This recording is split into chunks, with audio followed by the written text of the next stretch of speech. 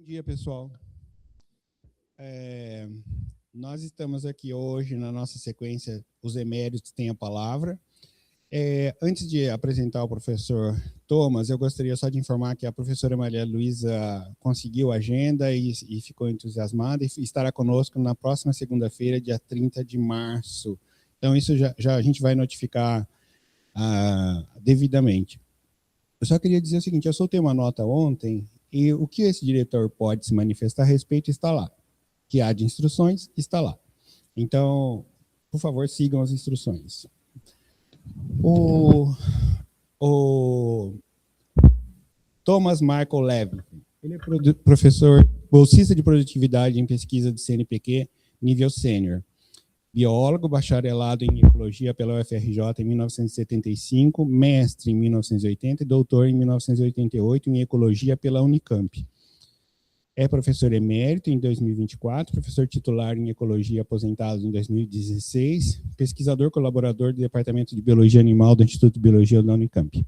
Pesquisador sênior do INCT em Ecologia, Evolução e Conservação da Biodiversidade, EECBio, de 2015 a 2024. Fellow do Wissenschaftskolleg zu Berlin, Instituto de Estudos Avançados de Berlim, Alemanha, 2018 a 2019, com fellowship da EURIAS, Rede Europeia de Institutos Avançados. É professor da cátedra August Wilhelm Speer, Iniciativa de Excelência, e colaborador internacional renomado TUM, Ambassador, da Universidade Técnica de Munique, Alemanha, 2016. Pesquisador residente da Rockefeller Foundation, em Belágio, Itália, 2014. Pesquisador ou professor visitante da Universidade de Bayreuth, Alemanha, em 1989, no NERC, Center for Population Biology, no Imperial College, Inglaterra. NCEAS, National Center for Ecological Analysis and Synthesis, Estados Unidos. CSIC, Estação de Doñana, na Espanha.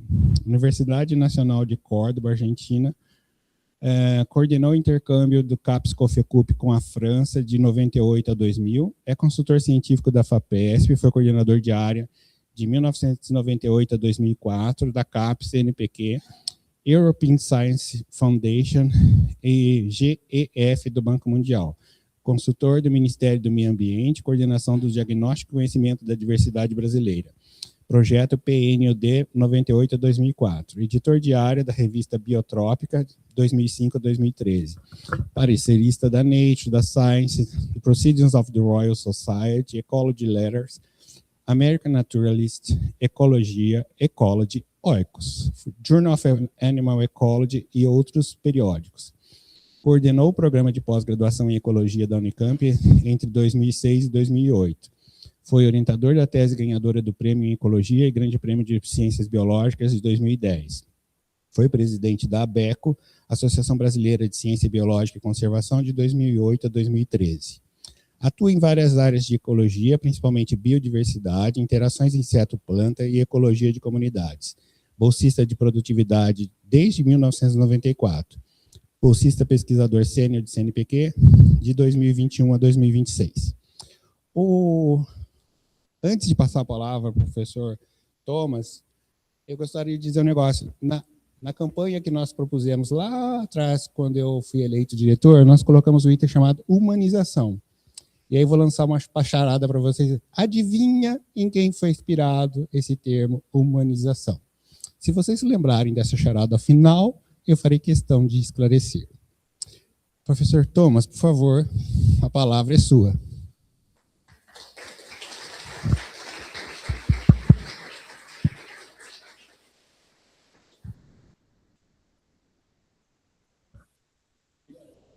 Bem melhor. Bom dia a todos. Em primeiro lugar, eu estou muito contente de ter essa oportunidade de falar no Instituto. Eu só gostaria que tivéssemos a possibilidade de ter uma presença maior dos alunos de pós e de graduação, porque, na verdade, se eu puder revelar assim, uma conversa com o professor Hernandes, a quem eu agradeço ter lançado essa série de palestras, né? eu não me lembro das palavras exatas, mas o sentimento foi que depois que a gente vira emérito, a gente vira mais ou menos um faraó insepulto, né? Assim, ambulando por aí. Então, eu digo, sabe, eu acho que é importante que a gente coloque uma visão aqui, mas a visão que eu pessoalmente pretendo trazer para vocês não é tanto uma visão, não de uma história pessoal, mas de uma visão desse meio século que é a janela de tempo, que é o tempo de existência da pós-graduação em ecologia e que se sobrepõe com a minha história na Unicamp, porque eu vim para cá, para a Unicamp, justamente quando começou o curso de pós-graduação. Então, o curso começou em março de 76 e eu vim para cá em março de 76, atrás do professor Benson, que eu tinha visto palestras no Rio, e ouvi dizer que iam abrir um curso de ecologia, eu vim para Campinas, eu não sabia onde era Campinas direito, sabia que era São Paulo e que não era a capital. E estou aqui 50 anos depois, e aí você olha para esse tempo, esse percurso, e o que eu resolvi trazer, bom, eu vou explicar isso talvez com alguns nos primeiros slides. Eu resolvi que assim, a abordagem que eu vou usar vai ser baseada na ontologia filosófica mineira, que tem 3 questões, que são as questões centrais existenciais, né? São essas, né? Que eu acho que vocês conhecem. Então, o que eu pretendo, de alguma forma, é refletir sobre de onde viemos, né? Onde estamos e para onde a gente vai, com essa ciência de ecologia. E isso entremeia histórias locais, regionais e globais. O local é a Unicamp, o regional o Brasil e o global é a história mundial. E eu quero entremear essas histórias, quer dizer, porque eu quero tentar trazer a vocês um pouco a sensação de como as coisas andaram, o que aconteceu nesse meio século. E, para isso, eu vou invocar uma pessoa que me influenciou muito, e agora, abrindo esse livro para buscar essa citação que eu tinha na cabeça, depois de muitos anos, eu vi que eu preciso relê-lo urgentemente, e eu sugiro a vocês que o Hobsbawm é uma leitura que vale amplamente a pena. Esse é o último de uma série de 4 livros que ele escreveu sobre a história, essencialmente desde a industrialização. Então, 3, 4 livros, e quando ele abre o 4º livro, ele escreve isso que está aqui, que ele não poderia escrever a história como se ele fosse um pesquisador distante, porque ele viveu esse período. Então, não há como separar a informação que você pode ter, as descrições da vivência que você tem. Ele não podia, ele diz, não tem como separar e não tem como você evitar que a história que se apresente tenha a coloração das suas preferências, dos seus vieses. Tá? Então, a história que eu vou trazer para vocês é uma história, é uma narrativa vivida. Não é a minha trajetória, mas ela é permeada pela minha experiência e participação de alguns dos eventos que eu vou trazer aí para vocês. Então, eu vou começar com a ecologia que as pessoas recebiam nos livros-texto e recebem até hoje, salvo engano, mais ou menos dessa forma, nos livros do ensino médio e nos livros mesmo da ecologia básica. Há um referencial. Esse referencial tem alguns pontos, e um deles é esse, que a vida é organizada em níveis e que esses níveis seguem uma hierarquia simples, né? Bem direta assim. E aí tem 2 setas aqui, de que você tem 2 visões, 2 possibilidades, visões de mundo, de como as coisas funcionam, se você acha que o controle, os processos que controlam, vamos dizer, os sistemas ecológicos, se eles vêm de baixo para cima, ou seja, dinâmicas de indivíduos, determinam as dinâmicas de populações, que determinam de comunidade, assim por diante, que basicamente é o modelo reducionista. Reducionista no sentido de que o controle dos processos está embaixo, né, e o que está mais acima é controlado pelo que está abaixo. Ao contrário, você tem um modelo holístico em que, na sua versão mais extrema, você tem uma biosfera, uma Gaia, como uma entidade que controla os seus componentes e regula os processos dos seus componentes. Então, isso aí vamos dizer, é o conhecimento, é a sabedoria transmitida e recebida em livros didáticos. Eu vou dar mais um exemplo, que é a ideia que permeia, todo mundo recebe isso, eu acho que até hoje no ensino médio, que a natureza está em equilíbrio, salvo se você mexe com ela, né? Quer dizer, o estado normal da natureza, se você não a perturba, é estar em equilíbrio. Agora, esse equilíbrio é dinâmico, então você tem processos como esses, né? O caso mais emblemático, citado em todos os livros, texto de que lebres são comidas por linces, quando diminuem as lebres, os linces passam fome, diminuem os linces, aumenta a população de lebres, e aí esses ciclos vão representando, vão se alternando com uma regulação mútua entre essas populações, né? Eu acho que ninguém escapou de ver isso aí em algum momento. E isso faz parte, então, da maneira como se representam os processos naturais da ecologia. Até 1970, isso são apenas amostras. Todas essas listas poderiam ter outros itens. As teorias e questões de pesquisa até 1970 se centravam muito em perguntas como o que controla populações. E havia uma grande discussão que foi muito forte nos anos 50, início dos anos 60, se os processos que controlavam populações são dependentes de densidade ou independentes de densidade. Dependente de densidade é um processo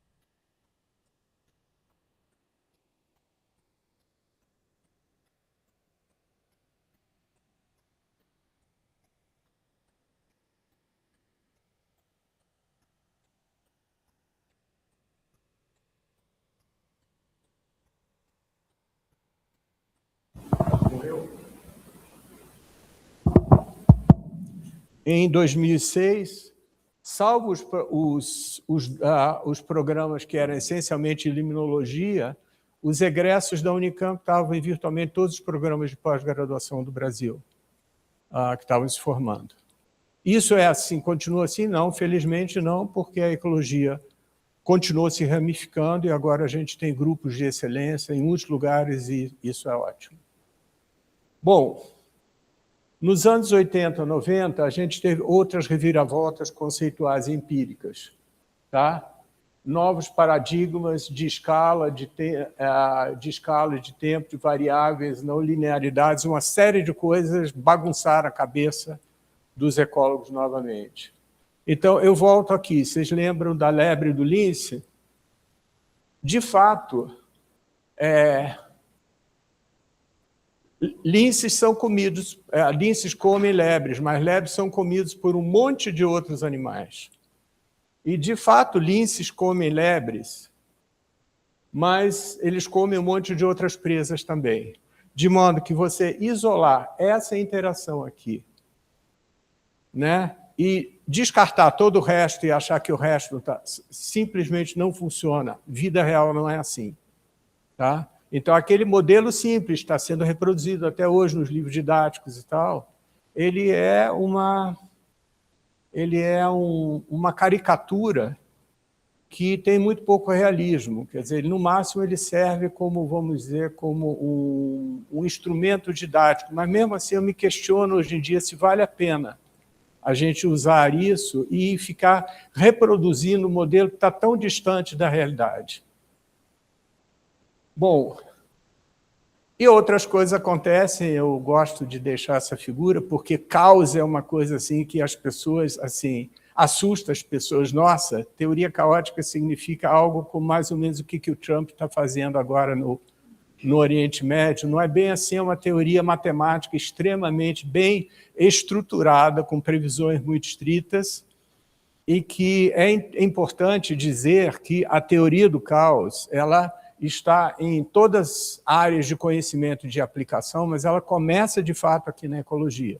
Ela é desenvolvida pelo Bob May, formulada inicialmente em cima de questões de ecologia, e daí ela vai para todo tipo de aplicação.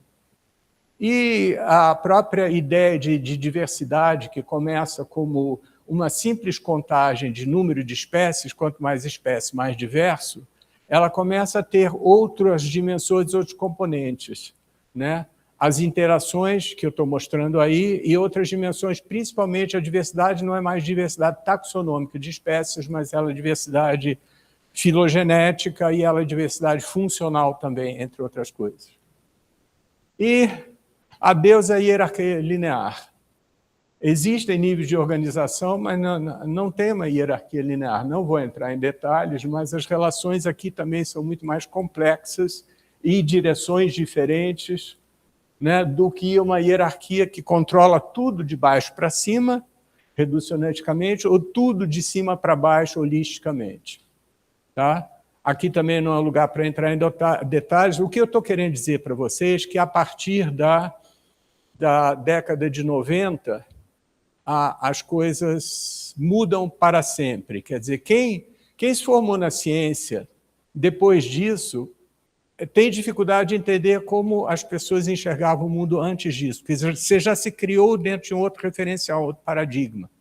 Então é difícil você visualizar a ideia de, nossa, o mundo em equilíbrio, a harmonia da natureza, né? Para os ecólogos praticantes isso tudo não faz muito sentido. E a gente tem diferentes níveis de organização que se comunicam, que passam processos que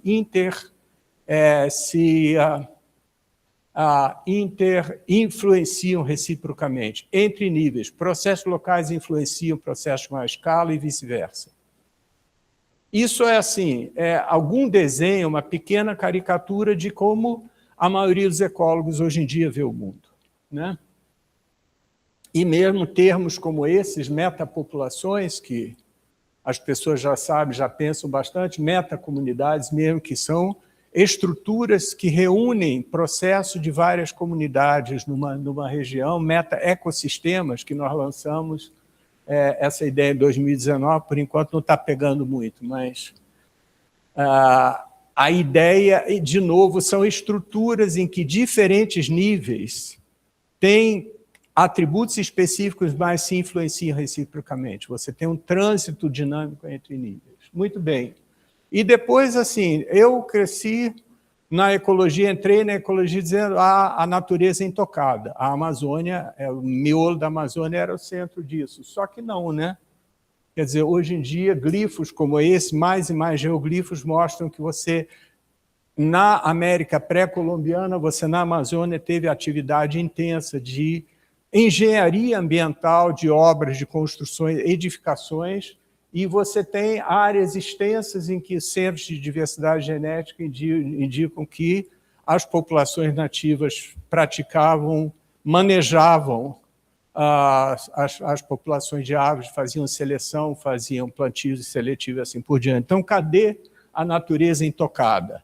Também ela meio que se evaporou. E, rapidamente, pelo tempo, a nossa caixinha de ferramentas, a caixinha de ferramentas dos ecólogos também ganha uma série de brinquedos novos, ferramentas moleculares que começaram sendo muito raras e muito caras, e hoje em dia, assim, dentro de poucas décadas, já se tornam acessíveis, tanto em termos de escala, de portabilidade e de custo unitário. E outras ferramentas, como isótopos estáveis, que permitem você rastrear processos dinâmicos dentro de ecossistemas de uma maneira que seria impensável algumas décadas atrás. São 2 exemplos, tinha outros mais. Então, há ferramentas poderosas para você medir processos que seriam impensáveis há 50 anos atrás ou até bem menos. E uma revisão também, eu falei que a ecologia começou com um pedaço, um cantinho nos departamentos de zoologia e de botânica. Cada vez mais cresce a relevância e a importância da microbiologia e da ecologia microbiana, especialmente em processos ecossistêmicos. Essa figura, eu gosto dela porque ela mostra que a proporção de fungos e bactérias para bactérias no solo pode te mudar completamente o curso de regeneração, de alteração de um sistema para outro. É uma coisa relativamente simples, mas que tem um potencial, por exemplo, para recuperação. Esse trabalho é de 2009, então, não sei, nos últimos 15 anos, 16, precisaria rastrear em que ponto nós estamos, mas tudo isso abre uma série de perspectivas que 50 anos atrás eram impensáveis. E a possibilidade, em si, que começou também durante esses 50 anos de fazer experimentos de campo, como esse experimento na Alemanha, em que se manipula a diversidade de plantas e se vê o efeito da diversidade das plantas herbáceas, sobre uma variedade imensa de organismos sobre o solo e no solo também, invertebrados, vertebrados, bactérias, aves. Nessa escala, aves são irrelevantes, mas em outras escalas são. Bom, aí, corte e voltamos no tempo. Tá? Eu não sei, para a minha geração, evidentemente, essa moça é bem familiar. Eu não sei se Mafalda significa algo para vocês hoje em dia. Se não, vão buscar. Ela, infelizmente, é mais atual do que nunca.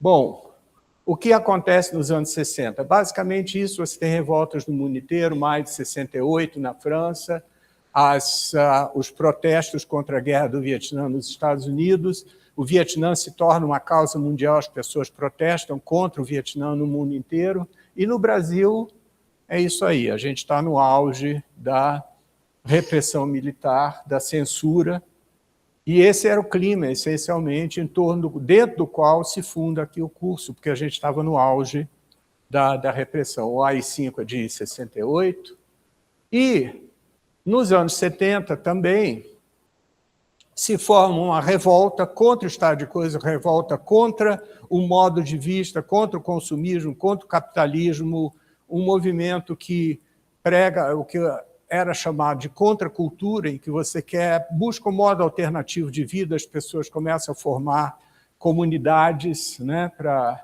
cultivar a terra. O ideal é bom, é interessante que a maioria delas fracassam, porque as pessoas não têm nenhuma experiência, né? Cultivar a terra é um bom ideal, mas dá um trabalho de cão.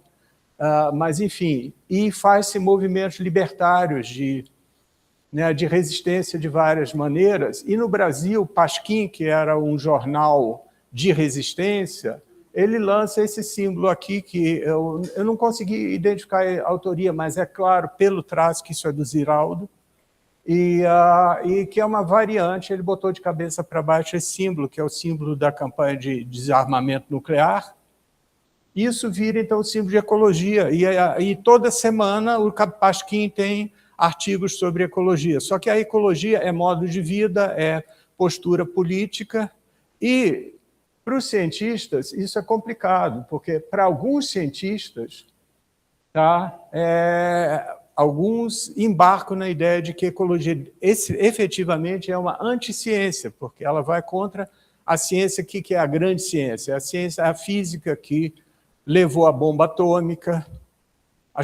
Há uma rejeição muito forte da ciência que pode destruir o mundo, né? Então, a ecologia é uma ciência verde, então ela é tida como anticiência, e isso é abraçado por alguns pensadores, como Murray Bookchin, que é um radical de esquerda, pessoas como...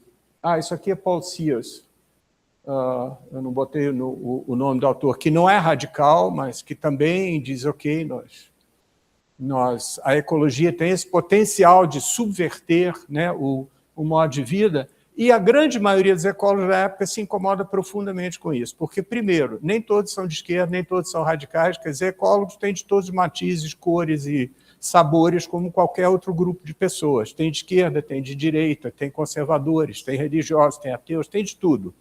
Então, a identificação com um perfil é uma coisa que incomodava os cientistas. Segundo, incomodava mais ainda a ideia de que a ciência que se pratica, na verdade, não era reconhecida como ciência, era ideologia, eram cientistas que, na verdade, não eram cientistas.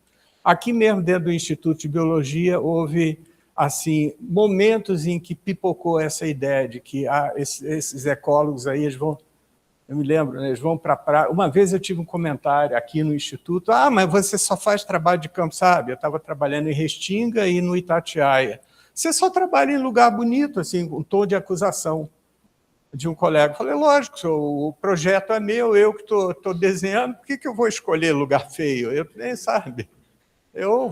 Mas, assim, isso de alguma forma contamina a ideia de que o trabalho, então, não é sério. Se você trabalha num lugar bonito, você está passeando, aquilo é um pretexto para você flanar, que você esteja fazendo... As pessoas não acreditavam que eu passei, em 1985, uma semana fazendo coleta na Restinga de Maricá, com a temperaturas de, sei lá, 50 graus no sol, facilmente, a 100 metros da água, e não tive tempo de entrar uma vez dentro da água. E é verdade, porque o ritmo de coleta de amostragem era intenso. Bom, enfim, mas fica essa ideia, não, a ecologia né? Era uma água que tinha tubarão, por isso que você não entrou. Tá. Você tá brincando, mas não tinha tubarão, tinha coisa pior do que tubarão, você acredita? Não. Era Restinga de Maricá, que era um lugar em que policiais corruptos desovavam presuntos. Uma vez, numa das áreas, em uma das minhas coletas, junto com o Ricardo Monteiro, a gente encontrou numa moita um conjunto de documentos queimados e dois, assim, uns 30 metros adiante, tinha um crânio e uma clavícula. Tá? Eu prefiro os tubarões, viu? Tá. Bom, e aí acontece isso. Aí a ecologia, acontece isso com a ecologia. Ela, de repente, você tem a reunião de Estocolmo, 72, você tem a Rio, 92, e aí tem uma baita de uma demanda para fornecer informação, né, para a base, para a conservação de natureza, para a convenção de diversidade biológica, para todos esses processos que entram assim na cena com tudo, né? A reunião de biodiversidade que lança o termo biodiversidade já nasce como uma plataforma política, ele é concebido, o Wilson tem isso em mente, é um termo que tem um valor de comunicação e convencimento forte.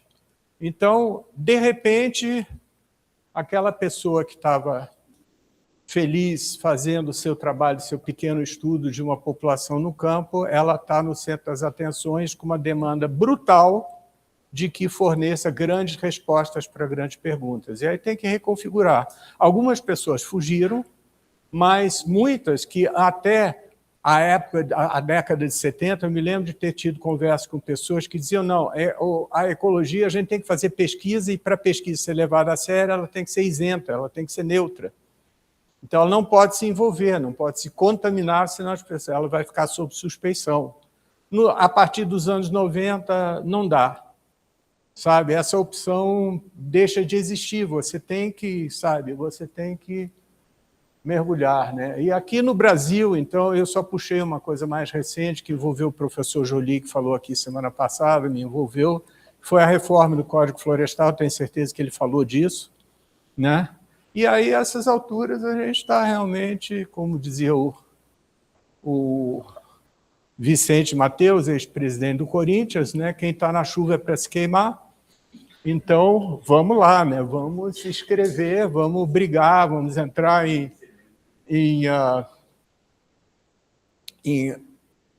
da justiça, vamos escrever. Isso aí é um artigo que eu escrevi no Estadão, mas a gente teve uma barragem de outros artigos que a gente escreveu nessa época em outros jornais e em revistas de impacto, como a Science.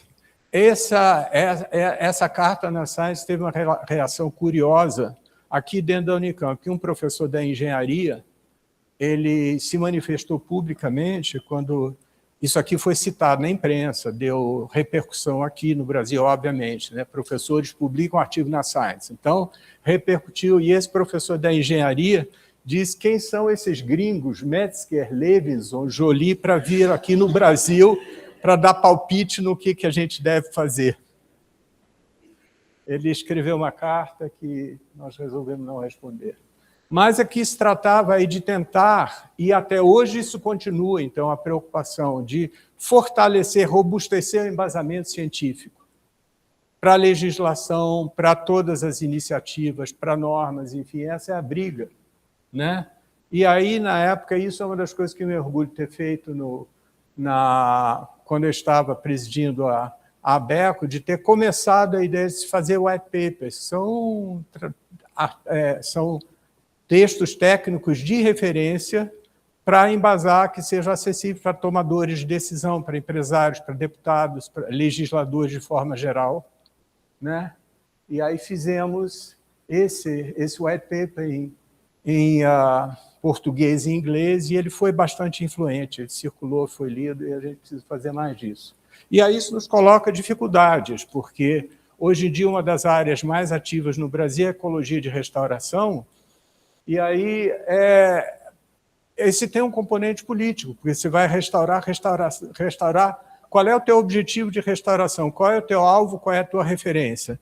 Você vai restaurar para Mata Atlântica, para como ela era em 1800, em 1500, em 1200, qual é a tua referência, qual é a tua linha, qual é o teu alvo. Você vai ter que tentar recuperar uma composição que é impossível, você vai tentar recuperar processos, não espécies necessariamente, as mesmas espécies, mas os processos. Isso, então, tem implicações, porque isso é uma questão que tem que ser, você tem que atacar ela cientificamente, mas ela tem um rebatimento político imediato, porque a legislação que governa ações de restauração, que ordena isso, ela tem que ter definições. Quando ela faz exigências, né, do que você deve preservar, a mesma história, nós vamos preservar mananciais, então qual é a largura, qual é a cota de terreno que tem que ser mantida. em relação a cursos de rio ou nascentes. 30 metros? Por que 30 metros? Quando é que você mede os 30 metros? Durante a seca ou durante a cheia?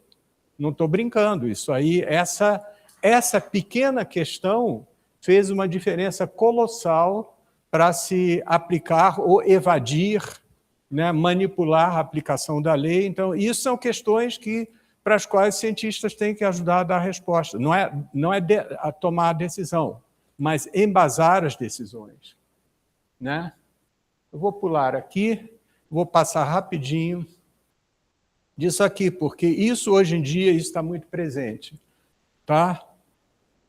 Ecologia tem Big Science? Tem. Big Science na cabeça das pessoas.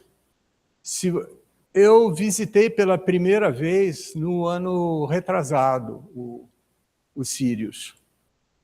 Alguém aqui já visitou o acelerador? Quem não foi, vá. Tá? É algo absolutamente impressionante que você precisa ver de perto para a cidade dar conta. Então, isso definitivamente é Big Science, indiscutível. Há uma enorme facility, é caríssimo, envolve centenas, se não milhares de pesquisadores, é o que as pessoas pensam quando falam em Big Science. A Big Science começou na ecologia nos anos 60 com o Programa Biológico Internacional. Foi um grupo de cientistas que disse, nós vamos resolver, nós vamos entender o que se passa no mundo medindo produtividade primária, que é a acumulação de biomassa por fotossíntese, né? Então, vamos medir isso no mundo inteiro, vamos fazer um programa de medição no mundo inteiro, esse mapa é uma aproximação disso. E vamos fazer isso como um programa internacional, que foi, eu acho que foi sob a égide da Unesco, já desde o início. O orçamento do IBP, eu fui procurar isso em 1964, tá? Em valores de 2017, eu não atualizei, foi 116 mil dólares, isso não é milhões não, hein? O Brasil, em 64, não contribuiu. Em 74, a contribuição do Brasil para o Programa Biológico Internacional foi de 500 dólares. Tá? Isso é uma fração da taxa de publicação de qualquer periódico hoje em dia. Então, vocês veem que a noção de Big Science com que os ecólogos começaram era bem modesta. Mas isso muda. Hoje em dia, a gente tem programas, né, tem projetos de grande porte, como esse aqui, que envolve cientistas aqui. Sim, senhor. Tá bom, tá legal. E o Amazon Phase, que recém está começando e que é coordenado pelo Davi Lapola, né, professor aqui na Unicamp, baita de um projeto extraordinário. Então, isso é Big Science em ecologia, mas tem outras Big Sciences também.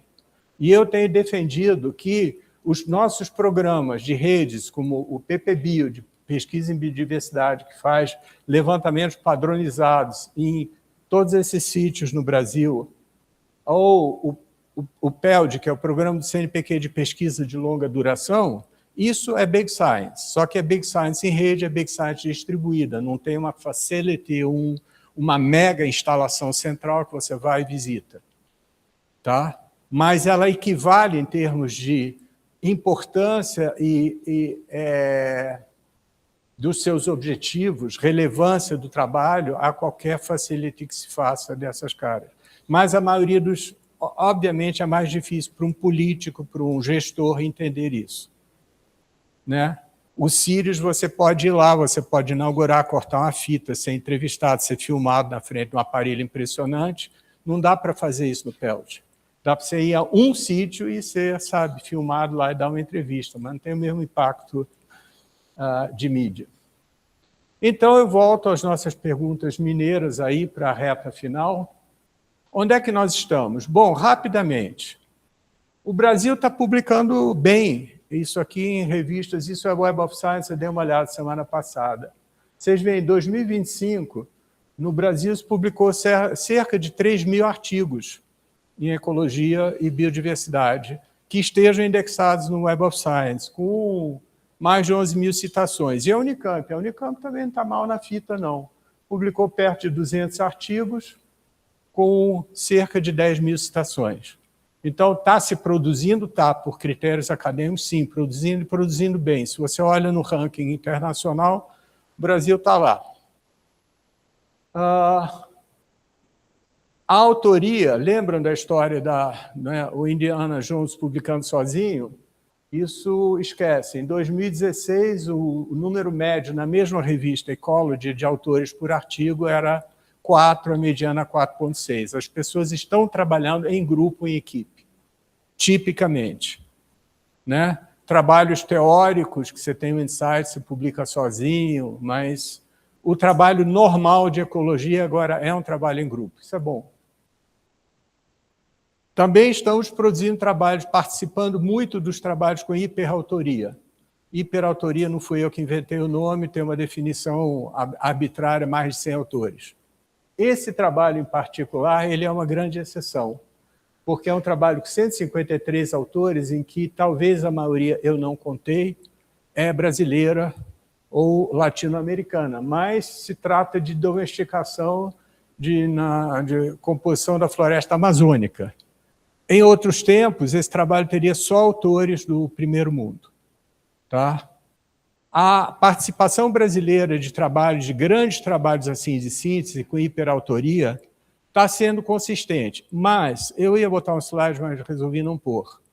As posições de ponta, primeiro e último autor, ainda são bastante escassas.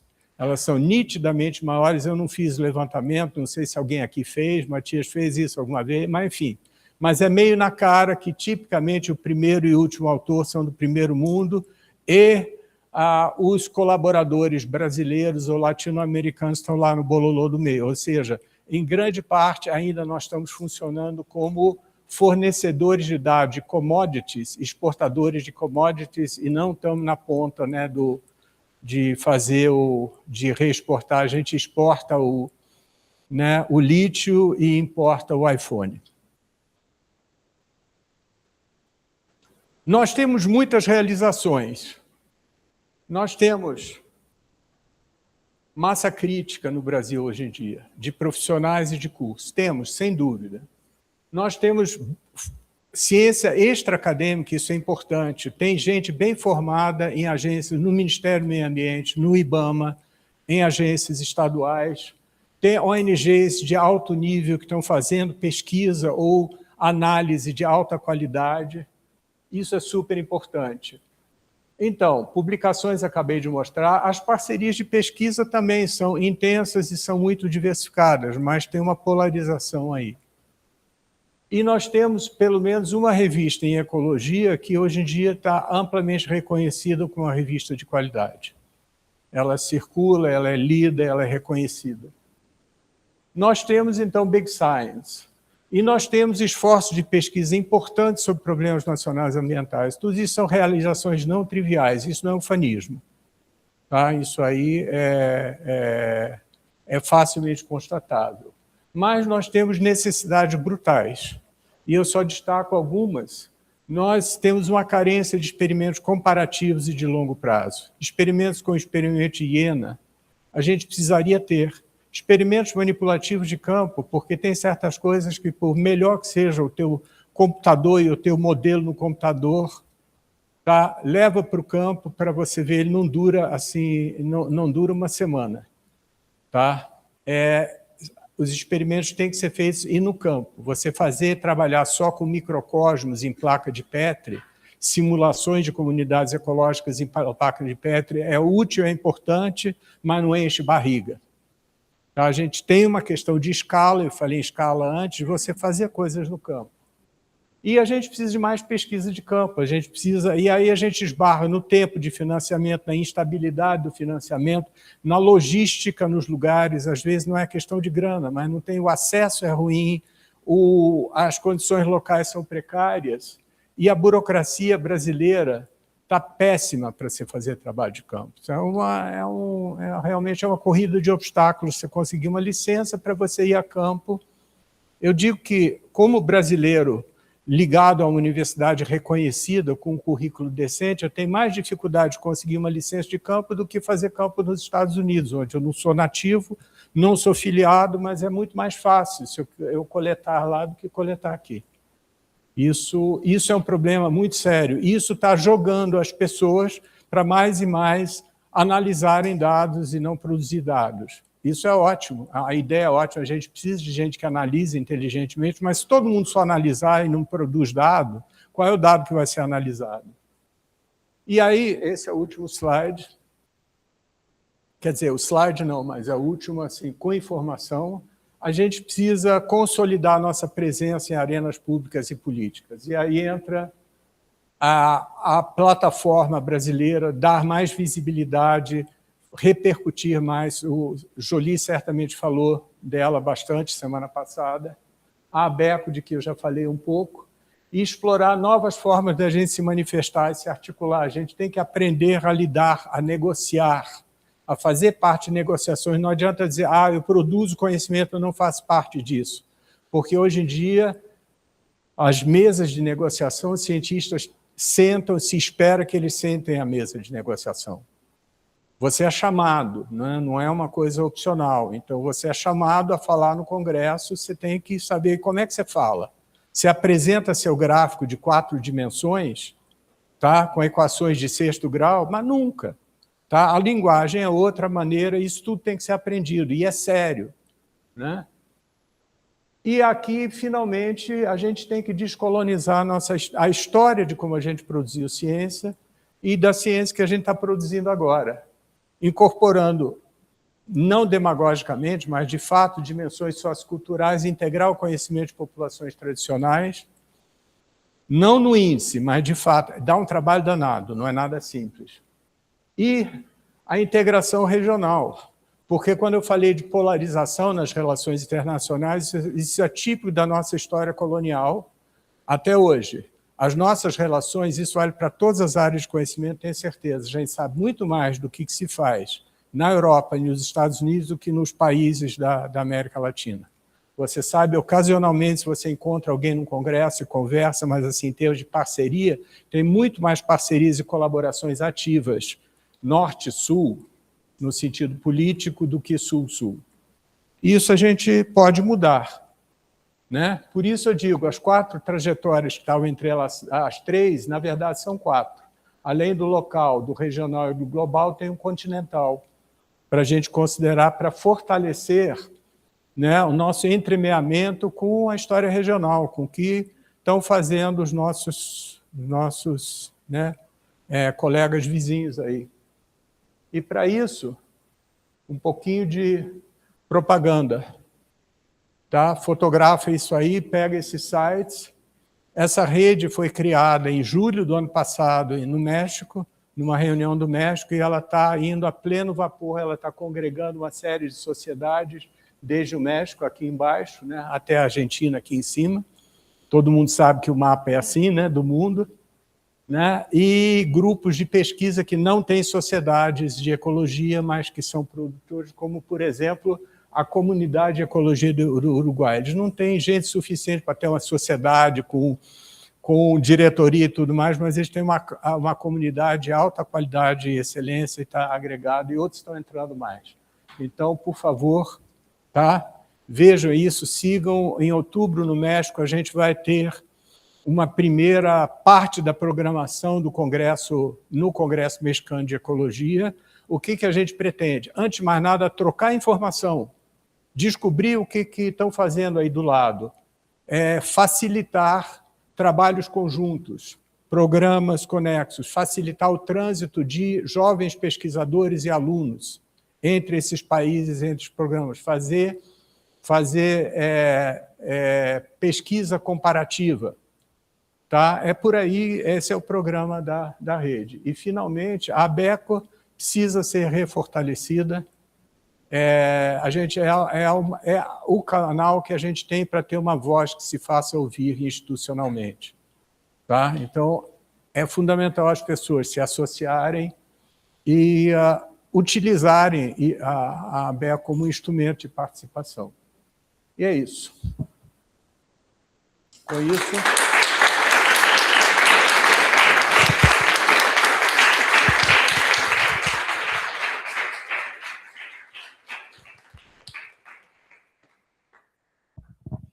Muito obrigado, professor.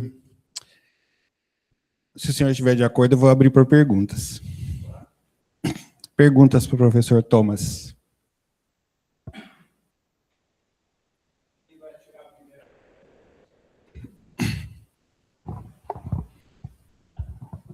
Obrigado, Thomas. Martim, do Departamento de Biologia Animal. Eu tinha uma pergunta ali sobre essa última parte que você falou, né, sobre como a gente pode ir para frente daqui, né? Eu queria ver a sua percepção sobre sobre toda a parte de a gente formar mais ecólogo de campo, descolonizar a forma que a gente faz ecologia, e como que as nossas estruturas institucionais, muitas vezes, na minha opinião, né, vão em sentido contrário. Tanto a avaliação docente, quais são os estímulos, o dinheiro necessário para formar ecólogos de campo desde o início de graduação, o tempo que leva para fazer pesquisa em ecologia e como que isso impacta no estímulo que os docentes têm para ir, por exemplo, só para análise de dados, que muitas vezes tem menos necessidade de recurso, menos necessidade de investimento de tempo. Como você enxerga o que a gente pode fazer localmente para estimular isso que você propôs, de descolonizar e estimular a pesquisa de coleta de dados em campo? Bom, eu acho que a descolonização, antes de mais nada, ele começa com as nossas cabeças, né? Porque, principalmente, a minha geração foi toda formada nesse molde que era do eixo anglo-saxão. E eu não estou falando isso como juízo de valor, não. Mas, sabe, não é uma coisa que eu não estou renegando o meu passado, sabe, e encontrei uma outra fé, não é isso. Mas eu estou vendo que a gente precisa reposicionar, e não se trata de xenofobia ou de descartar, então, esse conhecimento, a gente tem que inventar uma ecologia autóctone que não incorpora bobagem, não é isso. Mas a gente tem que reposicionar isso para aquilo que, antes de mais nada, que faz sentido aqui. Eu te dou um exemplo. Num dos primeiros cursos de campo, havia a aplicação de um sistema de classificação funcional de plantas. Um dos elementos-chave para classificar as plantas era a resistência ao congelamento.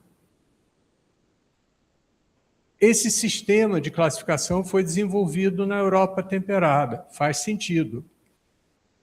No Nordeste, assim, eu acho que a preocupação maior das plantas não é como é que eu faço para não congelar. Aí é uma coisa que se discute, mas vem cá, em vez de a gente olhar congelamento, não deveríamos olhar seca? Não, não, não. O sistema de classificação é esse. Não podemos alterar. Podemos alterar. Tá? Então, é nesse sentido que eu estou falando. Vamos repensar, vamos adequar. Outra coisa, todos os sistemas de classificação vegetal eram baseados foram desenvolvidos na Suécia e na Suíça e Montpellier, em lugares onde você tem vegetação já muito modificada e dominada por pouquíssimas espécies. Então, é fácil classificar. Faz sentido você dizer, isto é uma floresta de carvalho, isso é uma floresta de abeto. Aqui não funciona.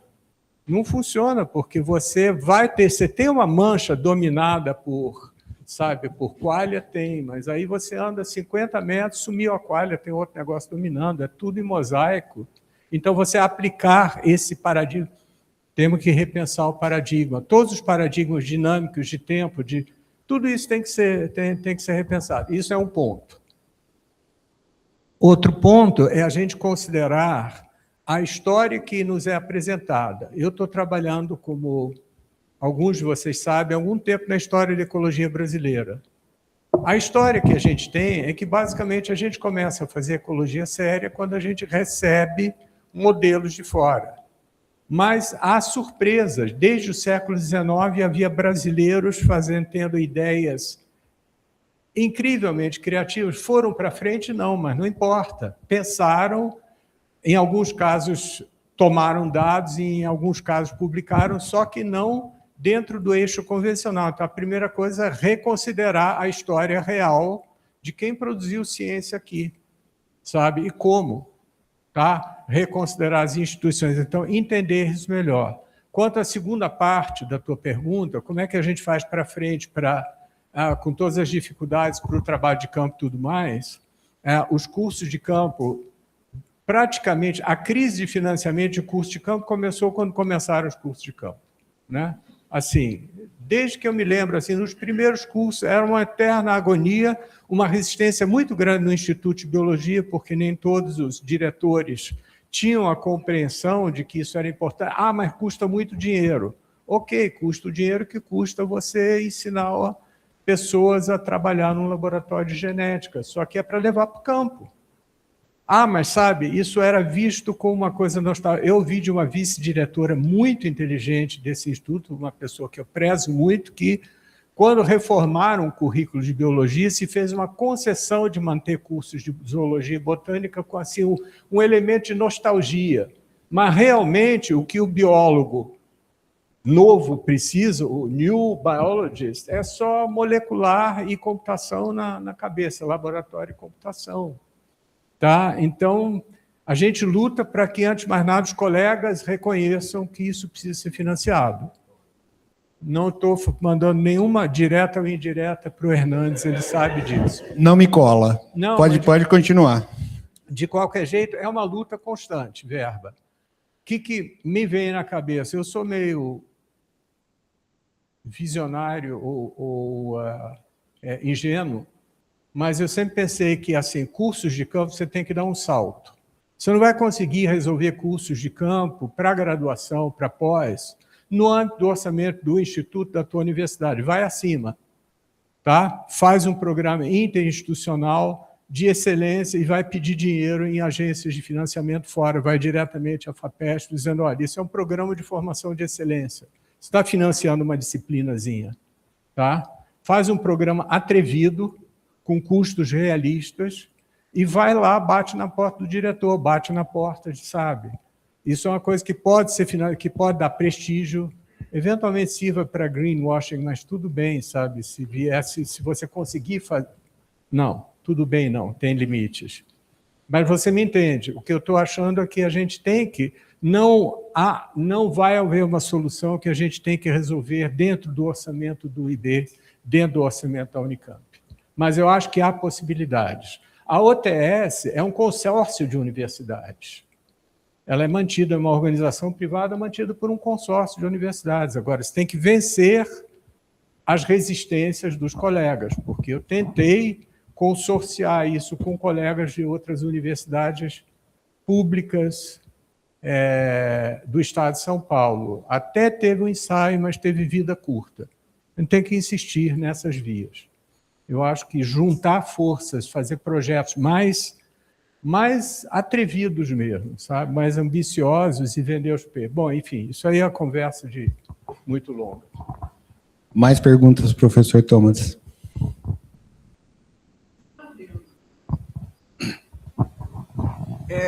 Eu sou Eleonore Setz e eu participei dos vários cursos de campo e que eu considero super importantes, e o adendo que eu queria dizer é que os dois cursos de campo, o da Amazônia e o do Cerrado, tinham uma duração de 1 mês. 1 mês. Exceto que o primeiro curso da Amazônia foram 5 semanas. Ele foi um curso que teve...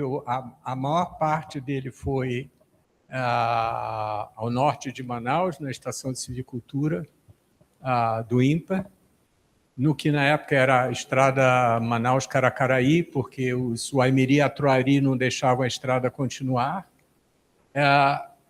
Mas ela teve um adendo em Belém, em reservas em Belém, com mais uma semana depois. Olha, isso aí como eu digo, a gente teve o privilégio de ser cobaia de um programa que não sabia bem o que queria, então nos deu uma formação assim incalculável. Mais perguntas? Sim. Pode deixar, Thomas, eu levo. Eu vou falar aqui com a Simone Shepherd e aí na sequência. Eu sou Simone Shepherd, fisióloga, né? Eu queria pôr uma coisa que eu adorei na sua palestra, muito importante, muito competente, um coloquial e situou bem uma geração muito boa, que foi a nossa. Foi muito bom ter vivido na década de 50, 60, 70. E você situou bem como esse conceito de ciência muda conforme o ambiente todo, não é uma coisa específica do cientista. Eu falo isso porque eu entrei na USP em 66. Eu fui a última turma que podia optar por ciências biológicas ou história natural. História natural morreu naquela famosa década de 60. E foi uma coisa brilhante no Brasil. A visão de um naturalista sempre foi uma visão predominante, e agora chegou ao ponto que você falou. O importante é os dados, o computador, e não a visão de uma planta no campo. E você focou isso muito bem, como, na verdade, é um todo que se modifica e nós somos apenas um ponto nessa engrenagem. A gente tenta mudar, como eu falei no fim da palestra do Joly, a gente tem que ter esperança, porque a gente realmente pode mudar, mesmo sendo uma coisinha pequena nessa engrenagem grande. Simone, obrigado. Você sabe, eu cortei muitos slides, né? Já falei além do tempo e teria falado mais ainda, né, se eu não tivesse cortado. Um dos slides tratava dessa história da preocupação com a história natural. A definição do Charles Elton, no livro dele de 1927, para ecologia, é que ecologia é história natural quantitativa. Eu acho que até hoje isso é uma definição interessante. E o que tem acontecido, que a gente vê às vezes, é que há pessoas brilhantes aprendendo a fazer assim estrepolias com os dados, né? Pegar um conjunto gigantesco de dados, extrair deles coisas, torturá-los até eles produzirem resultados inimagináveis, mas com pequeno detalhe. Às vezes são coisas que são absurdas se você conhece o organismo. Tá? Eu mandei para o André uma coleção de fotografias recentes, né, de como a zoologia está sendo revolucionada por várias coisas, né? Por exemplo, tinha lá um anúncio para camarão desossado. Eu não sei se tem isso no seu curso. E tinha também frango bovino. E eu desconfio que algumas das pessoas estão publicando grandes análises. Tá? Para eles, o frango é bovino e o camarão está desossado mesmo. Quer dizer, há um problema sério de você não conhecer seus organismos. Eu acho que você vai, sabe, seja o Robert May da vida, faça análises as mais abstratas que você pode, mas conheça teus organismos. Uma vez eu andei aqui perto, no Guará, perto de onde eu moro, eu estava caminhando com um colega, um ecólogo que publica modelos matemáticos, e nós estávamos andando e ele falou, olha só que planta mais bonitinha.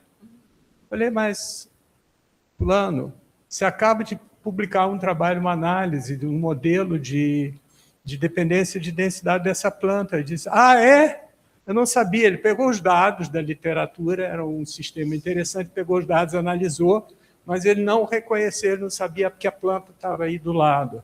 Isso eu acho que é um problema sério. Eu acho que biólogos... Obrigado por ter vindo, Bosqueiro. Eu acho que, sabe, conheça teu organismo, conheça um grupo. Não todos os grupos, mas conheça um grupo bem, assim, e goste dele. Seja o que for, pode ser ave, pode ser minhoca, enfim. Né? O coração tem razões, não importa, mas tenha um grupo pelo qual você se interessa, você conheça ele bem, que você mostre para teus filhos, sobrinhos, sabe? Que você olhe sem uma expectativa necessariamente de qual é o paper que eu vou tirar disso. Eu acho que isso ancora você com a realidade. Tá? Eu acho que essa história natural faz falta, e eu defendo ardentemente que biólogo que não vai a campo na formação é um ser incompleto. Tá? Custa dinheiro? É relevante, né? Como é que você for, sabe? tem que fazer, né? A mesma coisa, sabe, que... Não vou falar em analogias, mas a gente pode pensar médicos que não pontinhos, né? Sabe? Tem que ter, faz falta. Agora, não confundir isso com uma história natural, pura e simplesmente, que você pratica porque você gosta, porque você vai a campo, você gosta disso, mas quando você está trabalhando, você tem que ter objetivos, você tem um referencial, você tem uma pergunta, você tem questões, você tem métodos, você tem teoria, você trabalha em direção a isso. Só um adendo. O microfone está sendo gravado, o senhor foi diretor, o senhor sabe que eu tenho que botar ordem na casa. Desculpa, é que ele me citou aqui que mandou um ensaio científico que os parasitologistas também estavam lá, né? O sal rosa de malária. Assim. Sal de malária. Estavam vendendo sal de malária. Sim. Olá, eu sou Maria Ursínia, sou doutoranda, aluna de doutorado no Laboratório de Diversidade Genética, coordenado pela professora Vera Soferini. E eu tenho uma pergunta um pouco filosófica, assim, sobre o que separaria assim, a evolução da ecologia, tentar me explicar. Você fez um histórico, né, conceitual muito interessante das mudanças de paradigma da ecologia, e é um assunto que me interessa, e a gente vai estudando, e tem muitas caixinhas assim que acabam separando, dão uma sensação para quem estuda evolução, não posso falar para quem estuda focadamente ecologia, de que há uma separação. Assim, você faz microevolução, você trabalha com populações, e aí como que você vai passar para o macro, enfim.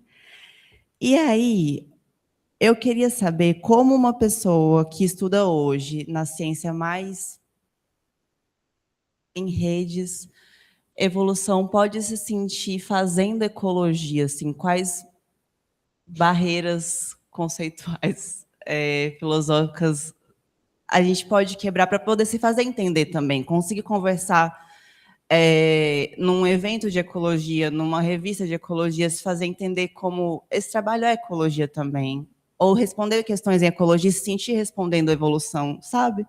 Tipo, acho que não ficou claro, mas, enfim.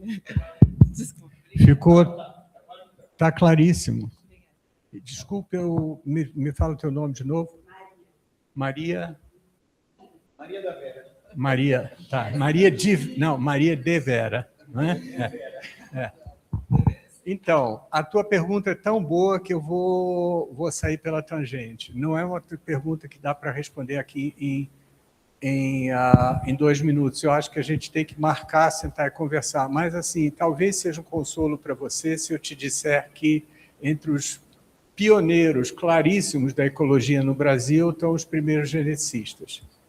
Só que nem sempre eles diziam que estavam fazendo ecologia. Em alguns casos diziam e outros não, mas eles estavam fazendo perguntas ecológicas, quer dizer, a genética que eles estavam investigando com drosófilas, naturalmente, era uma genética que eles estavam investigando, inspirados por Dobzhansky, que eles estavam estudando a ecologia da drosófila para tentar entender a genética da drosófila. Era um trabalho de pura ecologia. Alguns mais ou menos tinham problemas de desenho, outros não, eram muito bem feitos. E é assim, entre as surpresas para a gente recuperar a história da ecologia, especialmente para quem está fora do Brasil, é que a primeira pessoa que fez uma pergunta sobre diversidade local de espécies de árvores numa floresta tropical foi Dobzhansky, que recrutou Clodovaldo Pavan, nosso ex-diretor, e um botânico do norte, acho que foi Mursa Pires. E fizeram um levantamento quantitativo de diversidade de espécies arbóreas na região do Pará. Então, o primeiro trabalho de diversidade de árvores tropicais do Brasil, assim, não é o primeiro publicado, mas assim, o primeiro que teve alguma relevância relativamente recente, se eu me lembro bem, é 1950, é Dobzhansky. Não foram os ecólogos, os botânicos que fizeram essa pergunta sozinhos. Então, essas coisas andam... elas... A organização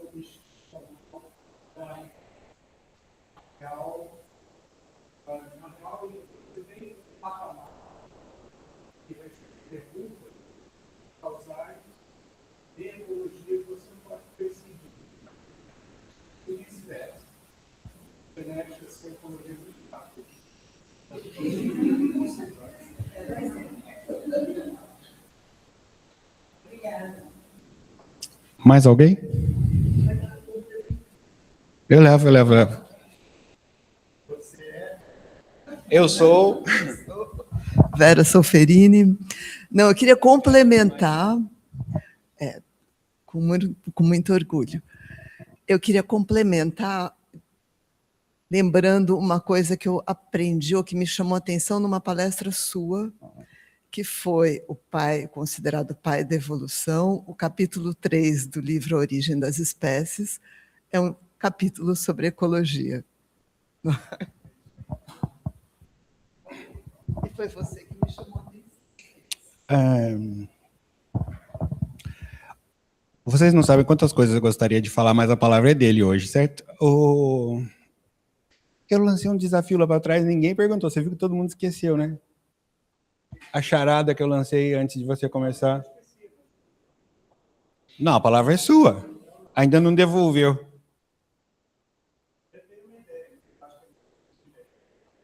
Alguém tem ideia? Eu nem lembro a pergunta, né? Nem lembro a charada. Não, a charada é que, na minha campanha, junto com o professor Alessandro, para a diretoria do Instituto, eu coloquei um item humanização.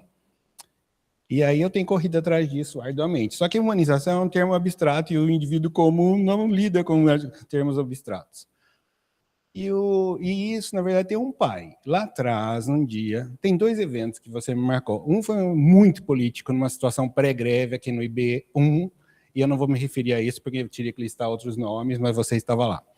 E o outro é muito comportamental meu, porque nós estávamos no evento agora no Centro de Convenções. E nós estávamos falando muito dessa questão de populações e características de populações, eu não sei o que mais. E aí tinha alguma coisa que dizia respeito à caracterização de uma determinada população, com respeito a um parâmetro que estava sendo medido. E aí eu fiz uma pergunta e aquilo não entrava. E na saída você virou para mim e falou assim, é o indivíduo, Hernandes, o indivíduo. E aquilo me marcou. Você não sabe. Não, mas essa questão do indivíduo é o seguinte, você pode ter uma distribuição com respeito à curva, concentração de testosterona nos indivíduos dessa sala, ou a variação da testosterona ao longo da idade, ou sei lá, qualquer coisa desse tipo. Mas, quando você tem um indivíduo na sua frente, não interessa. Esse parâmetro não interessa. Então, eu posso dizer para vocês, o câncer de próstata atingirá 12,5% da população masculina, ou que 1 em 8 pessoas será afetado. Porém, se o indivíduo tem um diagnóstico, para ele é 100%. E se ele está na minha frente, o que eu digo para esse indivíduo? Eu vou dizer assim, não, olha, a curva é essa, ou a curva é aquela, restringe-se a curva. Então, só para dizer... E a outra coisa que eu estava falando, essa questão de ciências biológicas ou história natural, eu acho muito interessante esse negócio. A gente poderia sair numa campanha agora e dizer assim, não, vamos fundar aqui um Instituto de Ciências Biomédicas e a gente manda bioquímica, anatomia, fisiologia, que o raio que parta para aquele lado, entendeu? E ficamos aqui. Você viu que eu estou incluindo do lado de cá. Com o que seria o ambiental, sei lá o quê, essas coisas todas, né? Mas, por outro lado, eu acho que manter isso junto é muito importante, sabe por quê? Porque quando a gente solta um desses descabeçados por lá, ele sai com os princípios nossos. Então, eu queria que vocês identificassem assim, eu estou do lado de lá, mas os meus princípios não excluem o lado de cá. Então, só para dizer um negócio, em 9 de dezembro de 2026, a reitoria agraciou cada uma das 24 unidades de ensino e pesquisa e extensão com R$100 mil para o ano de 2026. Percebeu? E aí eu cheguei aqui e mandei uma instrução para a coordenação de graduação. Esses R$100 mil serão... Eu estou rindo dos R$100 mil, não sei se vocês me entendem. Esses R$100 mil serão destinados à disciplina de campo do professor João Vasconcelos e uma disciplina de campo que os alunos estavam demandando, que seria coordenado pelo professor Peter. Então, só para vocês dizerem assim que vocês têm um defensor árduo do lado de lá. E para não dizer que vou terminar aqui, eu tenho uma ídola dessa universidade chamada Maria da Conceição Tavares, não sei se vocês já ouviram falar. Sempre que eu falo esse nome, o pessoal fala assim, terreno pantanoso. E é mesmo. E aí tem uma coisa que ela fala que eu acho genial. Ela fala assim, esse é um curso rebelde. Porque nós somos derrotados. Vocês são derrotados. Na aula dela, dando para os alunos. E a prova de que vocês são derrotados é porque vocês estão aqui. Se não fosse, vocês estariam na USP, na PUC ou em Harvard. Eu só concordo com o curso rebelde, só para deixar bem claro, certo? Então, eu vou dizer para vocês que esse instituto é um instituto rebelde enquanto eu for diretor. Para questionar, sim. Para demandar, sim. E não sair por aí seguindo regra de quem você não sabe quem mandou. Olha, só para ainda, já que você não me deu tempo, eu acabei de mandar um texto para o Jornal da Ciência Notícias. E o texto não foi publicado ainda, porque eu acho que deu um nó na cabeça da Daniela Krebs. Esse texto diz o seguinte: eu sou frontalmente contrário que a biologia do ensino básico seja antropocêntrica. E aí eu tenho uns soldadinhos aqui no Instituto correndo atrás desse antropocentrismo da biologia no ensino básico. Sabe por quê? Porque a BNCC disse isso. Eu falei, e quem é a BNCC? Para vir dizer isso para o Instituto de Biologia da Unicamp. Perceberam qual é o negócio? Então, vocês viram isso aqui? Isso aqui, para mim, muita biologia. Agora, se eu chegar lá e falar que a biologia se restringe à higiene, à preservação da saúde ou evitar a doença, eu não estou fazendo alguma coisa muito errada. Então, às vezes, eu saio indignado, vociferando pelos corredores do Instituto, vocês saberão mais ou menos de onde é que eu estou, do que é que eu estou tratando.